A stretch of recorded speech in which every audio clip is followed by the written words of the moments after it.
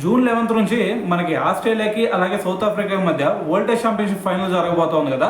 మరి ఈ మ్యాచ్లో ఎవరైతే గెలుస్తారో వాళ్ళకి ఐపీఎల్లో గెలిచిన టీంకి ఇచ్చే ప్రైజ్ మనీ కంటే ఈ వరల్డ్ టెస్ట్ ఛాంపియన్షిప్ ఫైనల్లో గెలిచిన టీంకి ఎక్కువ ప్రైజ్ మనీ ఇవ్వబోతున్నారు. అది ఎంత అంటే మనకి మొన్న ఆర్సీబీ గెలిచింది కదా ఐపీఎల్లో, సో వాళ్ళకి కేవలం 20 crores మాత్రమే ఇచ్చారు. అయితే ఈ వరల్డ్ టెస్ట్ ఛాంపియన్షిప్ ఫైనల్లో ఎవరైతే గెలుస్తారో వాళ్ళకి 30.88 crores అయితే ఇవ్వబోతున్నారు. సో మరి దాని తర్వాత సెకండ్ ప్లేస్ ఉండేది కదా, అంటే ఈ ఫైనల్లో ఓడిపోయిన టీం, సో వాళ్ళకి వచ్చేసరికి ఏకంగా 18.50 crores అయితే ఇవ్వబోతున్నారు. అంటే మనకి ఐపీఎల్లో గెలిచిన టీం కంటే 1.5 crores మాత్రమే తక్కువ అనమాట. సో మరి ఇక్కడ మీ అందరికీ ఒక డౌట్ రావచ్చు, అదేంది భయ్య అంత ఎందుకు ఇస్తున్నారు అనే డౌట్ మీ అందరికి రావచ్చు. అయితే దానికి ఒకే ఒక రీజన్, అదేంటంటే మనకి టెస్టులకి ఒక పాపులారిటీ తీసుకురావడానికి, మరి టెస్ట్ మ్యాచెస్కి ఒక హైప్ తీసుకురావాలి అనే ఉద్దేశంతో మరి ఇంత ప్రైజ్ మనీ అమౌంట్ అయితే ఇవ్వడం జరుగుతుంది అనమాట.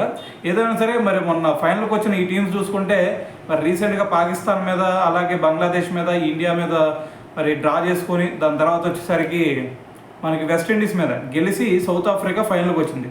దాని తర్వాత ఆస్ట్రేలియా చూసుకుంటే మనకి మీద బోర్డర్ గౌస్కర్ ట్రోఫీలో 3-1తో గెలిచి ఇప్పుడైతే ఫైనల్కి వచ్చిందనమాట. సో మరి ఈ ఫైనల్లో ఎవరు గెలుస్తారు అనేది తెలుసుకోవాలంటే ఇంకొక 1 weekలో అయితే దీని గురించి ఒక క్లారిటీ అయితే వచ్చింది.